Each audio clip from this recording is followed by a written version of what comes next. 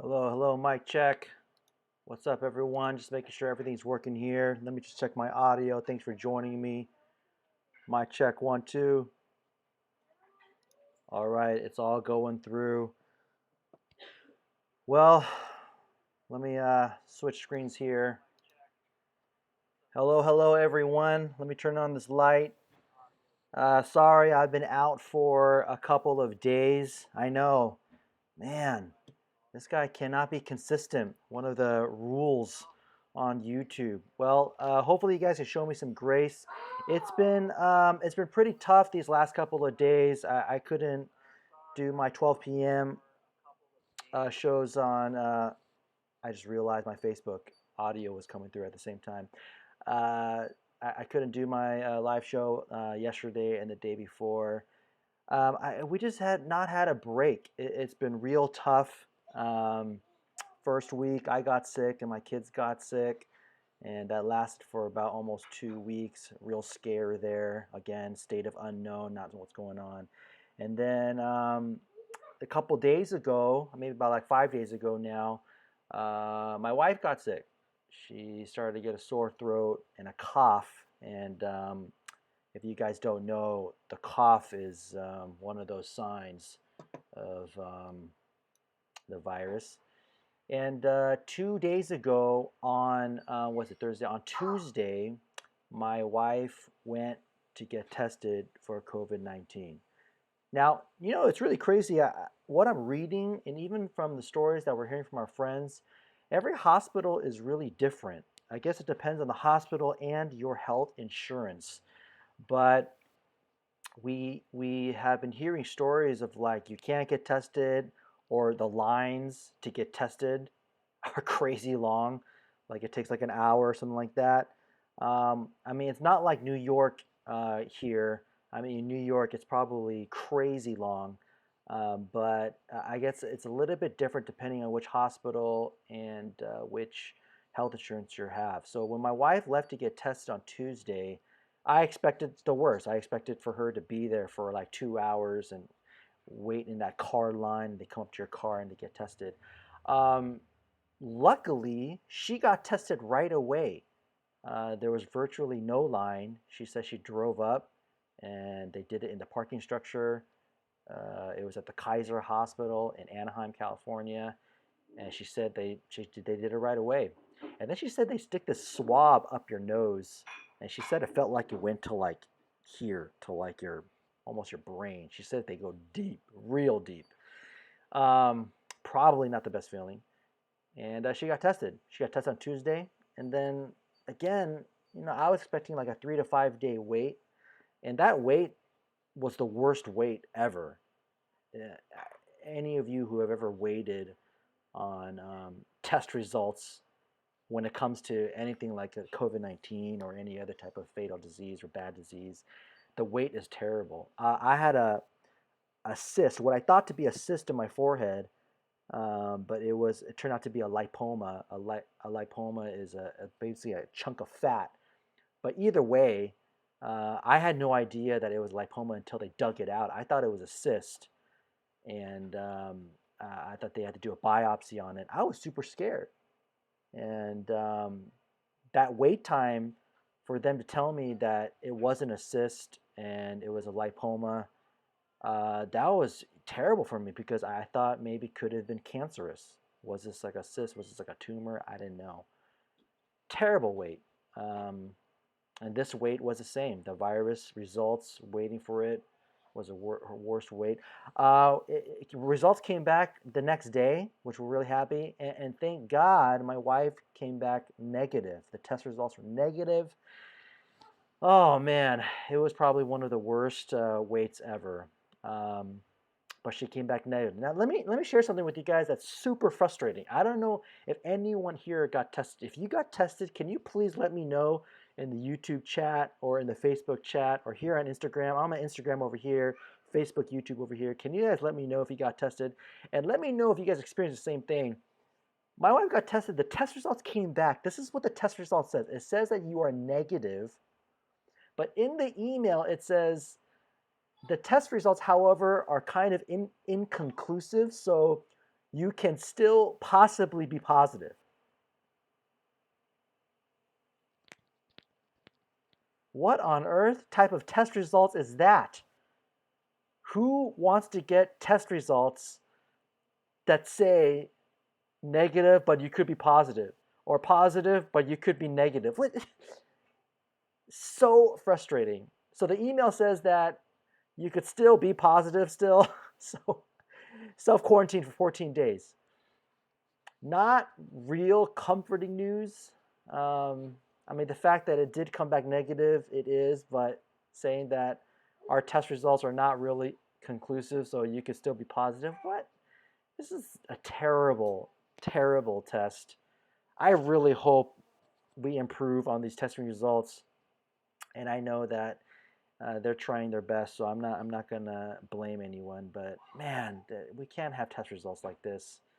Um, we live in a two-bedroom apartment, so it's not like you quarantine very well. It's really hard to quarantine if we had to quarantine. And then we also have, I don't know if you can hear my baby. I mean, she's crying right now. We have a 3-month-old baby, and my wife is still nursing. I mean, how can you quarantine with a 3-month-old baby? It's really tough, guys. And so it's been really rough. It's been really rough for me and for my family here a little bit. And I think a lot of you guys are going through some rough times right now. Um, Maybe some of you watching right now have lost your job or close to losing your job. Maybe some of you guys are sick. You're kind of like me, kind of in a state of unknown. Don't know if you have it or not because you didn't get tested. And I hope that no one is watching that actually has it. I hope none of you have COVID-19, but maybe some of you do. Maybe you know someone who does, and if that's you, I'm really sad to hear that news or to know about that. But things are rough, and might be rough for you too. And so, what really helped me during this rough time, um, and it's been rough. We've had like a rough 3 weeks. Not nowhere near as rough as people out there who have lost their jobs and they don't know what they're going to do for food and rent. Nowhere near as rough as people who are actually in the hospital fighting the virus. So I'm not trying to compare myself to any of those levels of trials and hardship and challenge difficulty right now. But just personally for us, it's been a little rough because of the sickness and things like that. And one thing that helped me extremely, this helped me in such an extreme way, you have no idea. And I'm sharing this because I want everyone to be practicing this same exact thing. During the course of these past couple of weeks, I've had friends, I've had people in our small group just bless us with kindness, um, showing us acts of kindness and love. And in these past couple of weeks, we've had friends send us dinner through DoorDash. I've had someone who actually dropped off some milk and toilet paper for us, disinfectant wipes. I had friends who bought children's Tylenol for us because there's no children's Tylenol anywhere around me. And someone found it at Costco. Another friend of mine found it at Target, drove to our apartment, dropped it off for us. It's not just like acts of kindness like that. I've had so many people show so much kindness and love. I posted something on Facebook. I said, please pray. And so many of you guys pray. What's up, baby Tamil? I see you. Thanks for watching here on Instagram. I've had so many people respond on my Facebook, say, we're praying for you, we're praying for you, we're praying for you. You guys just you have no idea how much that means to me. It's so encouraging and it's just so loving to know that you actually feel that, man, you're not alone in this. You're not alone in this. And I'm sharing that with you because, again, these past couple of weeks has been a little rough for us. And just those big things like people have sent us dinner and dropped off supplies for us, and even something that seems small, but it is huge when they write, we're praying for you, we're praying for you, we're praying for you. And they're saying that on a social media site, it it makes you feel like you're not alone because people are actually responding. And I know on a superficial level, it looks like they're just typing, I'm praying for you, in whatever that font is, sans serif size 8. I mean, that's not really a big deal. I know superficially it doesn't look like it's a big deal, but in terms of the the impact it has, the magnitude of the impact it has for a person is huge. It is huge. And I've had people go beyond that. I had people call me. I had people texting me, asking me how's Hannah doing? How are you doing? How are the kids doing? And again, the magnitude of the impact that has for someone is beyond what you guys might think it could be. And I want to ask all of you, especially if you're a Christian, if you're a disciple, a follower of Christ, please, can you guys imitate this for your churches, for your small groups, for your friends? Even if you're not a Christian, does kindness matter if you're a Christian or not? I don't think it matters. Does having compassion matter whether you're a Christian or not? I don't think it matters. Please show acts of kindness through generosity and sharing, and show compassion to people during this time of need or during rough and challenging times if they're experiencing rough and challenging times. This is what needs to be happening. And and of course, a dinner or even a simple praying for you comment on Facebook doesn't have anything to do with the COVID-19 test. Like that directly will not change the test, positive or negative. Nothing about those things will affect the virus. I understand that. But those indirect acts of kindness and compassion, I call it indirect because does it directly resolve the COVID-19 test or the sickness? No, it doesn't. But the indirect acts of kindness and compassion have a gigantic magnitude of just love and ministry for someone like me, for the person that you're doing it to. And so please show indirect acts of kindness and compassion to your friends and family. If anyone that you know, anyone that you know, especially at your church or small group, that is about to lose a job. They lost their job. Maybe they're sick. Maybe they have no idea what to do for dinner tomorrow. Please, this is a time where generosity needs to go up, compassion needs to go up, kindness needs to go up, and we are better together. We need to rally together and help each other out. You've heard this before. If you haven't, this has been said many times. COVID-19, this virus does not care whether you're a Christian or not, whether you're poor or rich, whether you went to college or not, whether you live in the ghetto or whether you live in really nice suburbs, whether you live in a house or you're renting out a room from a person. This COVID-19 does not care. It has no boundaries, no limitations. It's going to infect everyone equally. This COVID-19 is equal for all people. Therefore, let us respond and react together and love one another. That's the second greatest commandment in the Bible. Love one another. Love your neighbor as yourself. Luke chapter 10, verse 25, the parable of the Good Samaritan needs to come into effect and have massive application right now. That the person you never thought was going to show you love and kindness was the hero of the story. And again, it didn't matter that the person was Samaritan. It didn't matter that the person was Asian. It didn't matter that the person was well educated or not educated. It's just the person, out of love and kindness and compassion, helped this dying person, healed their wounds, picked them up, gave their own personal money to the innkeeper, so this person had the daily rate to stay in that room, to pay for that room. And so your churches, I hope your churches are preaching this or sharing this. I hope your small groups are preaching and sharing this in a small group, and I hope you're sharing this with people. And I hope that you guys are following through. I hope you guys are following through. There's something that I wanted to talk about yesterday and on Tuesday, and I'll talk a little bit about today since I missed those days, was that right now, our faith is being exposed. If you're a Christian, guess what? You're being exposed right now. This whole COVID-19, this whole lockdown, it is exposing people. Everyone is being exposed.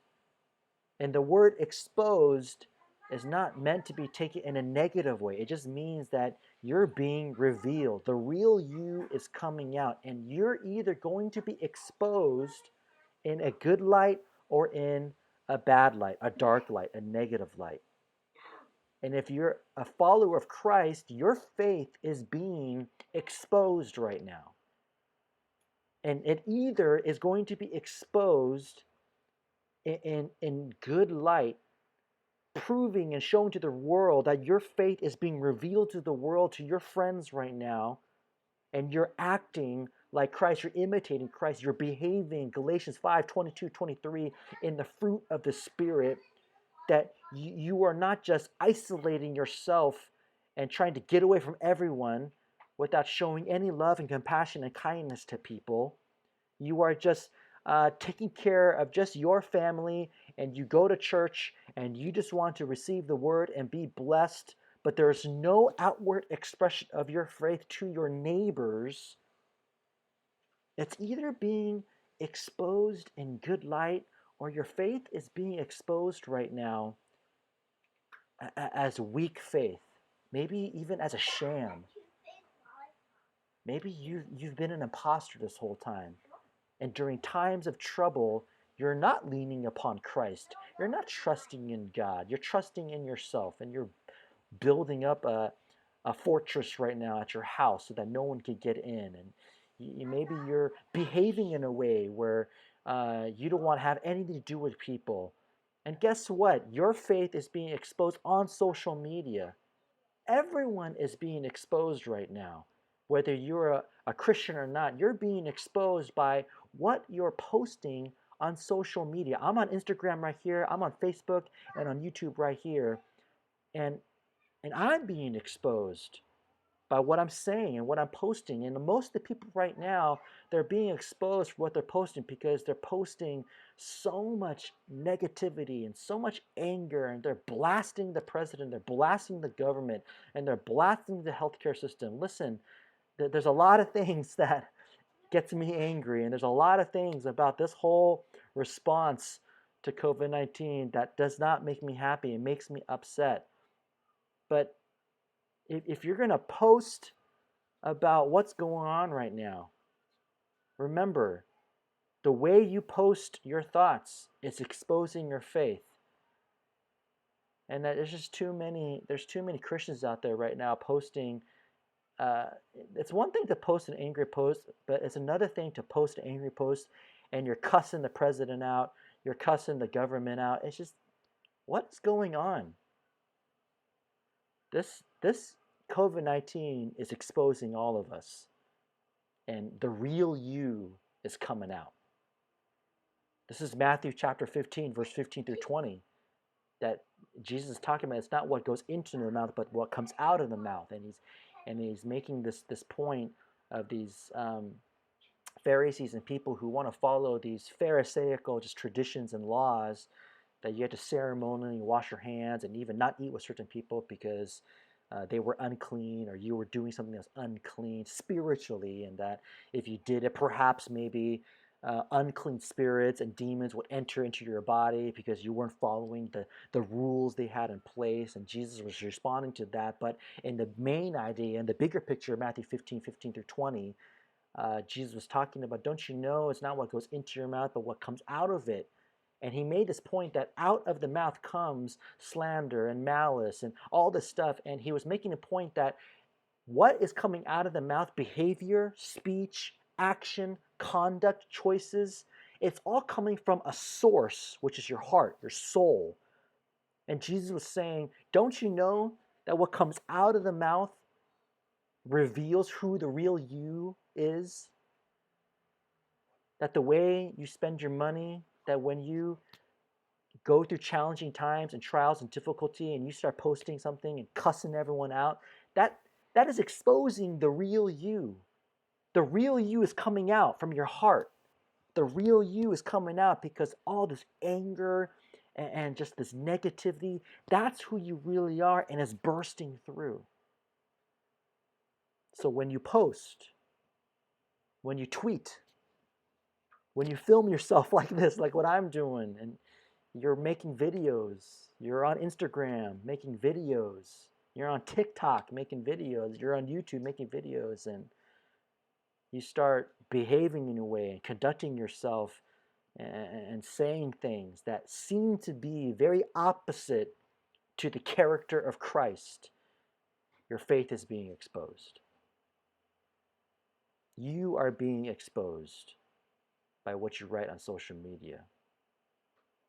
And I think the people who say you're taking this too far, I think the people who are saying like, no, that's a very extreme way of looking at social media. Look, there's grace. There's grace. We all make mistakes. You know, I have posted some things that I have got angry about. We all make mistakes, okay? But it's not extreme because when you consistently post on social media in the tone that you post in, and when you're cussing people out, you're making that choice. That's what you want to do. And you think that's right because you have the right to do that, freedom of speech. I understand that. Unfortunately, that's not what the scriptures teach us. Unfortunately, that's not what having faith in Christ means. It means that you have given your allegiance, you have pledged your life to Christ, saying that I'm going to follow you. And yes, there's like this negative side of me, or there's this angry side of me. All of us have kind of our personality quirks and kind of our personality, but we're saying that that must be changed and transformed in light of Christ. And when you say, you know what, I don't care, I'm not going to do that, I just want to be me right now because I'm so angry, it exposes your faith. It exposes your faith. Everyone's being exposed right now, and I hope that as Christians, your faith is being exposed in light of the character of Christ and the plan, the eternal gospel plan that's still at work right now in Christ, that trusting in God really is application in your life and is coming through, and that you yourself are trying your best to be an encouragement and offer hope to people, not just isolating yourself. No, not just caring about inward sanctification, but you do care about the people around you, and you are outwardly expressing your beliefs and faith so that people can be blessed and encouraged. That's what needs to be happening more in churches right now. Online services and figuring things out, I get it. Everyone's trying to figure that out. But every single church right now should not only care about its members and online service and small groups and making sure everyone's connected. Of course, you got to serve your flock. That's your flock. That's your congregation. Absolutely. But at the same time, the church needs to serve the city, needs to help the people around them. So I challenge you, churches. Your churches are being exposed. Don't just isolate yourself and just do online services and you just care about your own people. No. There are people in your city right now dying.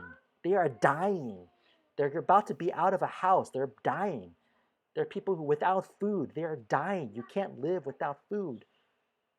And I hope your churches care about the people around them. And so, please, churches, go and donate to food banks in other churches. Donate to food banks in other churches. My church has a food bank, Saddleback Church. We have food banks at various campuses, and we're giving out free food. Donate food to our food bank or to another church that has a food bank. If your church has a food bank, then obviously you're doing it. That's great. But if your church doesn't, donate to food banks. Go give away masks to people. Start blessing your neighborhoods. There's a church in LA, New Life Vision Church, where the elders of their church, we're just walking in neighborhoods giving out masks and bandanas. This is awesome. I love seeing churches doing this. So I challenge you, may our churches and faith be exposed for the faith and the scriptures that we always believed in. And this is the time now where the church rises to the top. Unfortunately, the news is not going to cover our story. The news is not going to feature our churches on the front lines in the food banks. I know Fox News did a short story on Saddleback Church. That's awesome. But beyond that, I don't think much is going to happen. ABC, NBC, CBS, they are not going to talk about churches being on the front lines, even though I know they are. There's so many churches I know doing lots of good stuff. And I challenge your church to do the same and spread the word. Post that on social media. Post your church doing awesome, loving acts of kindness and compassion to its neighbors and neighborhood in the city on social media. Spread that. Share that. And I hope that your faith is going to be exposed, and I hope your church is going to be exposed for the strong relationship and faith that it always had in Christ. Prove to the world, y'all, we got to prove to the world that we don't act just like the world during times of trials and hardship. Churches, prove to the world that our churches do not act like the rest of the world during times of difficulty. No, we do crazy stuff for Christ. Wisely, okay? Wear masks, 6 feet, social distancing, okay? If you're sick, stay at home. But prove to the world wisely that we're going to be on the front line. We're going to give out food. We're going to help the sick. We're going to help the poor. We are trying to show love to our neighbors and neighborhoods right now, because that is something that we believe that Scripture teaches us, to be generous, to love your neighbor, to be kind, to show acts of compassion to others. And I hope we do that more. That's what helped us. People, my friends, my small group, showed me acts of love and compassion and kindness. And I think that's what helped us really a lot get through this time, this rough time that we experienced. There's a lot more I want to share, but I don't want to go too long because I'm kind of running out of time. But please, you guys, be that shining light. There's already so much darkness in the world, and right now, there's just so much darkness just around, so much darkness happening with people just angry and things like that. Who's it up to? It's up to us. It's up to us to be the shining light. And everyone is online now. Therefore, social media matters. Be a shining light on social media. For those of you guys who don't know, I have a YouTube channel, youtube.com/PJS Center. PJS Center. Check it out. I have a lot of creative content on there. All my live shows are posted on there. After it goes live, it's just recorded, so it's going to be uploaded there. So check it out. Subscribe to it. Support if you can. I'm on Instagram over here. I have an Instagram page, instagram.com/PJS Center. It's all consistent. And I hope that you could join me in being that shining light on social media. I hope you're safe. I hope you're all healthy. Leave a comment down below on Facebook or on YouTube or on Instagram if you need some prayer. I will send you audio prayers. And let's get through this together. We are better together. We are better together. So let's rally together and let's get rid of this thing together. Thanks for watching, guys. I'll see you.